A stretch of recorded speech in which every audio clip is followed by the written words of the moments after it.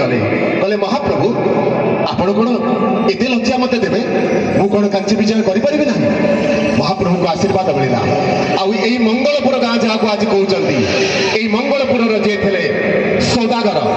तांकर गोटे छोटिया सेना टुकुड़ा एठू ही मंगल ध्वनि दे मंगन ध्वनि दे जाइथिला कांची पर्यंत प्रथम सैन्य बाहिनी थिला एही मंगनपुर गाँव आई मंगनपुर चली जाइथिले महाराजंकर सैन्य बाहिनी नहीं गोटे छोट टुकुड़ा आउ से दिन यही मंगनपुर गाँव शुभारंभ होइथिबारु ए गाँव ना रहितला मंगनपुर तापर आसिला मंगलापुर काहेकि ना जेतेबेले मंगन करागला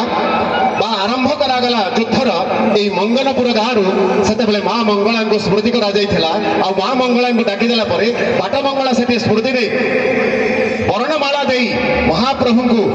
आच्छादित करथिले आउ महाराजन को शक्ति देथिले कांची विजय करिया पाई सेति पाई गाँ ना रहिला मंगलापुर। तापरे मु कहू नहीं इतिहास कहे मु इतिहास पृष्ठापन्नी को कहूची कंडेन पुराण रू कहूची गरुड़ पुराण रू कहूची वास्तु पुराण रू कहूची ए गाँटा थिला मंगलापुर। तापरे आमे माने जेतेबेले आस्ते आस्ते इतिहास को बदली बदली चलिला जुग बदलिला जेतेबेले ए गाँ ना हैगला सबु मंगलर एक उत्सव आउ गाँ ना हैला मंगलपुर। सेति पाई मु गर्वित कारण मु होची ओडिया जेहेतु मंगलपुर रे अछि तार एही मंगलता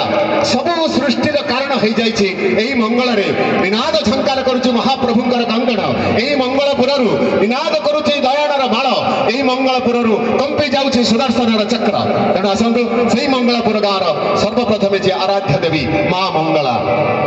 जे मोर सेठी बसी माँ बिरजा रूप से माँ बिरजांकर पाद तले निश्चय गोटे अर्घ्यटे ढालिबा कारण जेतेबेले मो माँ बिरजा माटी रे अछि से माँ बिरजा माटी मते आशीर्वाद करू आपणक मानकर एते सुंदर करताली रे आशीर्वाद आसीबो माँ बिरजांकर